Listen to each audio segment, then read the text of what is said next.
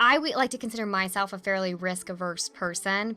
I was like, save, save, save, save, save for a rainy day because this money might not ever come again. That's kind of the mindset I had. But, I sat and thought to myself for a little bit. Most 22-year-olds graduate in debt. This $50,000 seems like a lot today, but it won't seem like a lot in 10 years. And so the worst case scenario is I lose it all. And I'm just where everybody else is. And then that'll be okay. I'm okay with that worst case scenario. At just 25 years old, Soli Cayetano has invested in over 40 real estate units. But as you'll discover, she wasn't given this opportunity, she worked for it. And on today's show, she'll share how you can achieve incredible results for your company as well. This is the Launch Your Business podcast, because we know starting a business is challenging, but it doesn't have to be confusing. Each week, we'll give you the tactical advice and the necessary tools to scale your business without feeling burnt out. I'm Terry Rice, business development consultant and staff writer here at Entrepreneur Magazine. Let's dive in. Hey, before we officially start today's show, I want to let you know how I can personally help you land more high-paying clients by building an irresistible offer. It's called the Revenue Accelerator, a live workshop where I'll teach you how to multiply your revenue potential and spend less time working with premium price services. And as a listener, you'll save $50 by using the promo code LAUNCH. Space is limited, and you can learn more by visiting terryrice.co/convert. That's terryrice.co/convert. And now let's hop into the show. To be successful at pretty much anything in life, there's a 3-step process. Take the right actions, leverage the right tools, and have the right mindset. And look, I know that I'm oversimplifying it, but at its core, that's all you need. And that's also why some people seem to just excel at any venture they take on. They just follow the same process: actions, tools, mindset. So what does that mean to you? It means you can learn from other successful people, even if you're pursuing a different goal in an entirely different industry. And I'm bringing this up because today's guest, Soli Cayetano, is an expert real estate investor. But this episode isn't about how you can make money in real estate. We will talk about that, but that is not the focus. My hope is that you'll gain inspiration and tactic level direction you can use to build your own business, regardless of the industry that you're in. Soli graduated from college in 2020, and like a lot of fresh graduates, she landed her first real 9-to-5 job afterwards. But unlike most graduates, she also bought her first real estate property at just 22 years old. And before you ask, no, she wasn't given the money to buy the property. Instead, she invested all the money that she saved during college. After graduation, Soli continued to work 9-to-5 at her job, while also working from 5 to 9 to build her real estate portfolio. She went from having no social media presence or connections in the real estate industry to using social media, over 100,000 Instagram followers, private capital, and partnerships to buy 25 units in less than 2 years. That allowed her to replace her income, quit her job, and become a full-time real estate investor.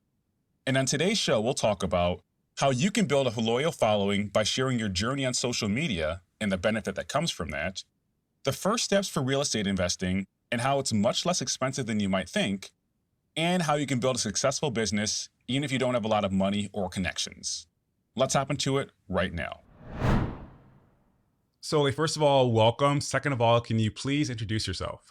Yeah, thanks so much for having me. So I'm Soli. I'm a 25-year-old investor, real estate investor, based out of the Bay Area, and I have about 40 units out of state. So Georgia, South Carolina, and Cincinnati, Ohio. Awesome. So let's go there, right? Because we kind of launched into it. So where were you a few years ago? And I know just from doing some research that you launched your business in 2020, which is an interesting time. And I want to say you were still in college during that time too. Is that correct? Yeah, I was a senior in college and the pandemic hit early 2020. And I was also working as a commercial real estate broker at a time when, nobody wanted office space. And I was about to go into that full time after college. So I really, had a reckoning moment when the pandemic came and thought to myself, like, wow, I really have to figure out something, whether it's some sort of passive income stream or some income coming in so that if this pandemic lasted, a couple years and the whole industry was still dead, I would still have some income coming in. So that was kind of the landscape of how I started investing in real estate. Let's Let's kind of double click on that because you're talking about investing in real estate. I want to imagine the majority of your friends weren't doing that. And I'm just curious, who was your biggest supporter at the time saying, look, you should do this. It's a good idea. You can do it. Like, who was encouraging you to move forward when you might have had some naysayers?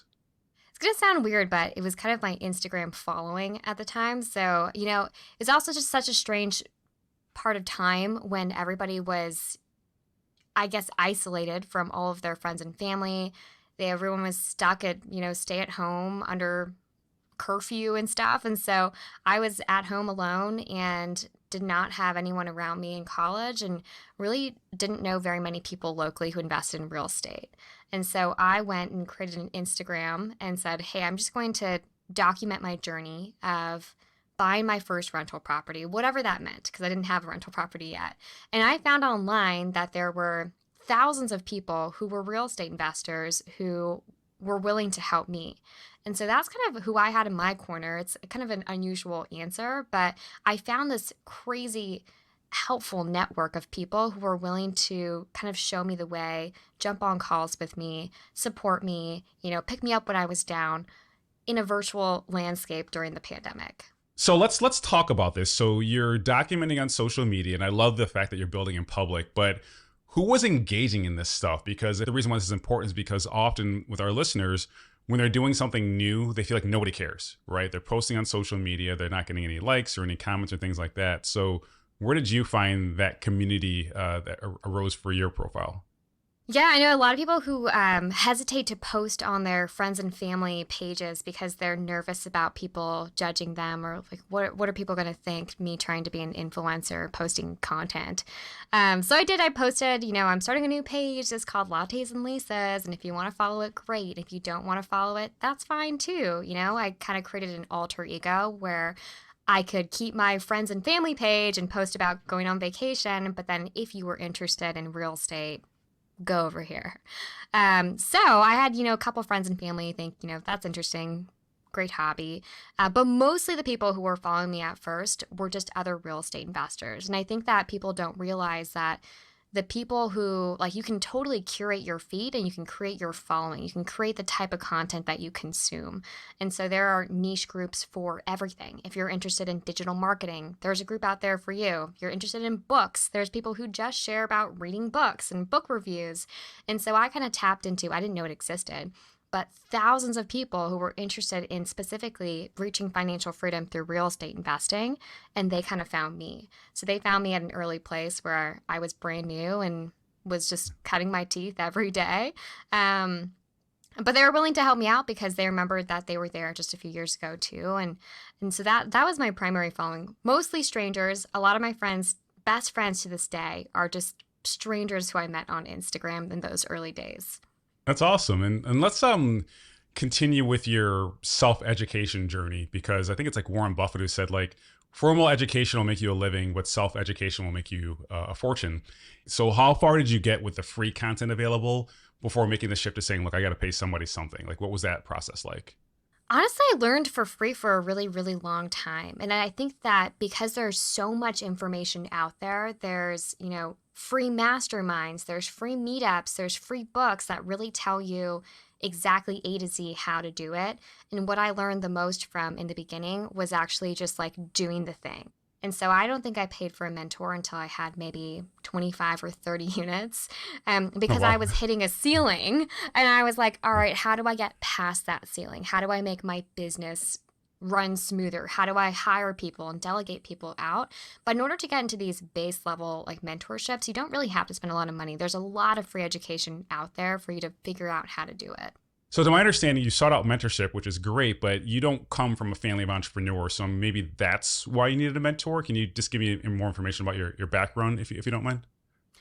Yeah, so I grew up in a very lower middle class family. My dad was an immigrant from the Philippines. He came over in his early 20s. And then my mom was basically a professional violinist. I have like no entrepreneurs in my family, no real estate investors. And so what I was doing was really uncharted territory. They honestly had no idea. And I had to find other people who could kind of guide me. A lot of people kind of rely on maybe family members or their dad was a real estate investor and therefore can kind of show them the ropes. But for me, it was kind of on an island trying to figure it out by myself. And so really had to reach out to partners and people from the internet to kind of show me the road. Well, in that case, how did you overcome any imposter syndrome that you might have experienced? Because if you're that person who's like maybe feels like they shouldn't even be in the room, based on your background, did that ever plague you, or was that a motivator? Like, or maybe your dad saying, "Look, I came here from the Philippines with nothing. You can walk in that room and demand respect just like I did." Like, how did that go Yeah. down? I think the real motivation was just like the money talks that happened at my house. And I don't know if my parents probably didn't mean for me to hear all of these things, but there was always fighting about like, we don't have enough money. Why are you buying this or that? Or how are we going to pay the mortgage this month? And I think hearing that as a kid, it just changes the way that your mind works. And you kind of think like, oh no, there is never enough money. You know, how are we going to eat dinner tonight or pay the mortgage? And I never wanted to feel like that again. I didn't want to grow up and be 40 years old and kind of trying to figure out how to make ends meet. I wanted to change my life so that I wasn't in that position as well when I grew up. And that was like the driving force is whatever I can do, whoever I can surround myself with, I'm going to do it, whatever it takes, because I don't want to end up there. Did you know that over half of all businesses have reported a cyber attack, and that it takes an average of 287 days for businesses to recover? Those are the kind of stats that can keep a business owner up at night. So, is it possible to help protect your company from something so ubiquitous and persistent as cyber threats? It is with Comcast Business. Their internet and security has what you need to help protect your business online, including Security Edge for every connected device on your network to help keep your data secure. Your customers' data too. You can rest easier knowing you have Security Edge as a line of defense against cyber threats. It comes with a customizable, easy-to-use app that monitors your network for threats in real time. Security Edge helps block botnet, malware, and phishing attacks for small businesses. It's a level of security every business should have on their side. Because whether you're a new or established company, Comcast Business offers a flexible array of products and services that can grow as you grow. And it's all from the company powered by the next generation 10G network. Advanced cybersecurity for small businesses. It's not just possible, it's happening. Comcast Business, powering possibilities. Restrictions apply. Call for details. So again, you made this huge, bold move, right? You went to college and all of a sudden you're like, look, I'm going to become this, this real estate expert and like have all these properties. I imagine you have some friends you went to school with, and you don't have to call them out, but that are afraid to make moves this bold. And I think a lot of our listeners might feel the same way too. Like, they want to quit their job. They want to take on this next venture, but something's holding them back. What would you say to someone to encourage them just to make that leap like you did? I would say it's really important to kind of break your frame of reference. I think Cody Sanchez says that a lot, and it's by surrounding yourself with people who have done the thing. A lot of people in their mind think that, it's not possible because of this or that or the other. And there's a lot of reasons why it shouldn't be successful. But if you surround yourself with people who have done it and have been successful in it, then they can show you, one, that it's possible, and this is the way to do it.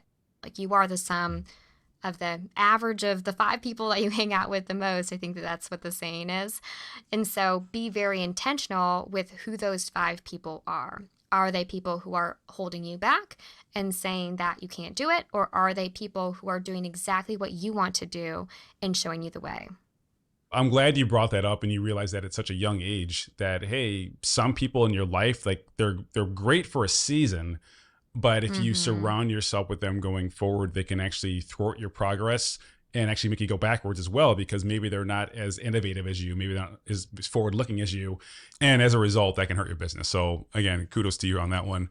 But let's go deeper into real estate. All right. So someone listening right now is like, okay, wow, wait, she brought how many properties in that short period of time? How can I do that? So for anyone listening, what are some of the first things they should do if they're considering buying real estate as an investment property, or as part of their overall business in general?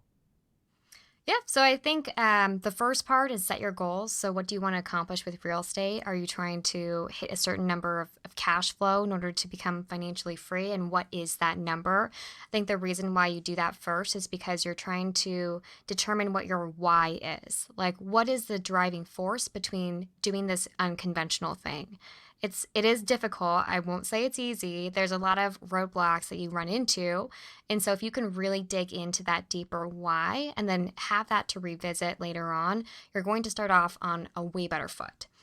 Second thing is really determine what kind of strategy you want to choose. So there's a whole lot of different ways you can invest in real estate. You can buy like long-term buy and hold rentals, you can buy Airbnbs, you can flip properties, you can wholesale properties. And so just kind of getting educated on what different strategies exist with real estate investing and which one aligns best with your goals. If you're a really busy, high-earning lawyer, then maybe you choose to invest passively by being a passive investor or investing in syndication. There's just different models for different people and different goals. The third thing I would do is choose, if you want to be more of an active investor, is where do you want to invest? Like what market? So for me, I'm living in the Bay Area, California. It's very expensive. The average home, I just saw it, like Santa Clara County was like $1.7 million on average. Wild. Very difficult for a young person to get started investing here and for it to actually make cash flow. And so for me, I had to tap into a more affordable cash flowing market out of state. So I chose to invest in Cincinnati, Ohio, where the average home price is around $100,000, and I could really afford to start investing there, and it would cash flow for me. So I think trying to figure out, what market makes sense for you, it's a big decision, but, where do you know people? Where do you know investors? Where do you have a competitive advantage? Those are kind of the first 3 steps, I would say, is figure those 3 things out. And then the last thing would be start building your team. So a lot of people say, oh my gosh, how do you invest at a state? Do you do it yourself? Do you put in offers? Do you fix the property? And it's no, I have an entire team who handles everything on the ground for me. So I have an agent who puts in offers for my properties. I have a property manager who handles the day-to-day operations of actually dealing with tenants. I have contractors, so I don't actually swing the hammer myself. The contractors do the work. And you have lenders who help you qualify for properties. So it's kind of about building your team on the ground as well. So those are the first 4 steps I would recommend. All right, so I'm going to run this by you. All right, here's my idea. Okay. You tell me where I'm messing up. I live in Brooklyn, which is very expensive. And before that, I lived in Rochester, New York, which is a smaller city, not as expensive. But there's a lot of good colleges around there. So my thought has always been this. I know when I was in college, I trashed every house that I lived in. So I don't want college students.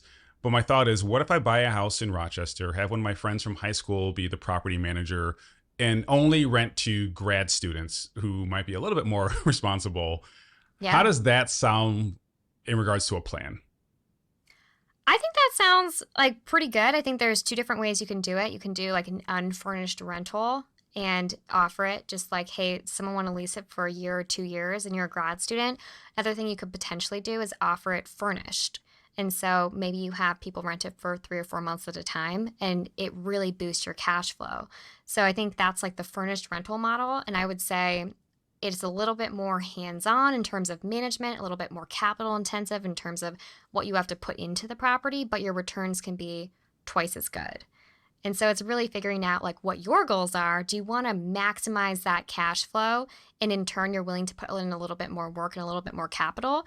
Or do you want to kind of be more hands-off and try to get a tenant who can stay in there for 2 years and you offer it unfurnished? So that's kind of where those goals and preferences come into play so that you can figure out which strategy you'd like better. Okay, I got another idea. Okay. My friend Amy Newsome is a traveling nurse. And one of her challenges often is finding locations to stay at. And I think, was this you that I talked about as well? So how about we buy these rental properties near these hospitals and then rent them out to the traveling nurses and then form a partnership with the hospitals saying, hey, if you got someone coming through, send them my way. I'll give you a cut. How's that work? That's exactly right. So those are what's called medium-term rentals or mid-term rentals, and I own 5 of them in Cincinnati. Cincinnati has the #1 children's hospital in the country. So there's a lot of people coming in and out doing rotations, clinical work, travel nurses. And so that could be, even if you wanted to do more of the grad student route, it could still be considered a midterm rental if you just rent it out. Usually the contracts are about 3 months. Sometimes they extend to 6 months. And so you can rent it out to either person who comes up. Sometimes you'll get a student do an internship in the summer, and then in the fall, you'll have a travel nurse. The winter, you'll have a travel nurse. In the spring, you'll have an insurance claim. But in terms of sourcing tenants, that's a great way to do it is call a hospital, call a recruiter, and figure out who's placing those travel nurses and get contracts that way. All right, so I'm getting a lot of great information from you, but I know people are listening are thinking, okay, cool, this sounds great, but how can I learn more from Soli? So what are some steps they can do for that? can follow me on Instagram. I share everything, good and the bad. It's Lattes and Lisa's, or I'm hosting a free out-of-state investor summit where we're trying to talk about all these things. So we're going to do like a strategy showdown, long-term rental, what is short-term rental, what is nurse rentals, like you're talking about, how to pick your market, how to navigate this economy since interest rates are so high right now, how to raise private money to fund your deals. And so if you're interested in that, I guess you can put the link in the description in order to sign up for the summit. The issue of scaling comes up a lot, right? Because oftentimes you can get one part of your business working, or maybe you bought like one property, but how do you scale up without working around the clock and jeopardizing your health, or even like financially? Like, how do you find the money to continue scaling? Yeah, so I used up all my money on my first property. I had about $50,000 saved up when I was a senior in college, which actually is like kind of a lot of money for a senior in college, but I was grinding. It's a lot of money for some of our listeners. But I was working full time. So that's another thing, another conversation about delayed gratification and maximizing your income and minimizing your expenses. But anyways, I had used up basically all of that for my first rental property. And then, I was like, I really want to continue buying real estate. This is a lot of people's biggest problem is I'm tapped out on capital. How do I keep scaling? And that's when I discovered the concept of private money. So as I was, vlogging on Instagram, my mom was watching me and she messaged me and said like, hey, like, I love what you're doing. I see you're really serious about this. You're really passionate about this. And I would love to invest in your next deal. And I think everyone's response will be like, wow, you're lucky. You must come from money, right? You must be a trust fund kid. But I really don't. I don't come from any money, lower middle class. And I would have never asked my mom because I'm just not that type of person. But I saw this, I had this big epiphany moment where it was like, okay, might be the answer to funding my deals. She has money to invest. I can give her a great return on a stable asset, and she can help me grow my rental portfolio. So that's actually how I bought my second property, with using her private money. And that kind of unlocked the conversation with all of my audience as well. And over the next year or two, I raised $5 or $6 million from people in my audience in order to fund my deals. So that's kind of a secret unlock that I figured out pretty early on.